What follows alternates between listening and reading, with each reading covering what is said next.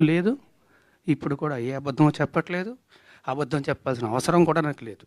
ఆ రోజే వచ్చి ఇప్పుడు నేను ఆ రోజు ఆవిడ బయటకు వచ్చి మాట్లాడిన దగ్గర నుంచి ఈ రోజు దాకా నేను బయటికి రాలేదు, మాట్లాడలేదు అంటే మీరు అడగచ్చు. నేను వచ్చి మాట్లాడాను. అందరి మీడియాతోనే మాట్లాడాను.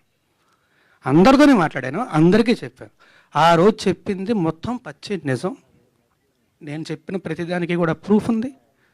అది దాటి కూడా ఇంకా చాలా ప్రూఫ్లు నా సోదరుడు శేఖర్ భాష తీసుకొచ్చాడు.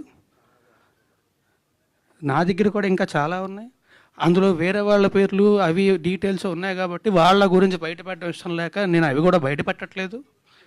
నేను ఏది బయటపెట్టలేదు నేను. అండ్ ఆల్సో మళ్ళీ చెప్తున్నాను, నాకు ఆవిడకి వ్యతిరేకంగా ఏమీ లేదండి.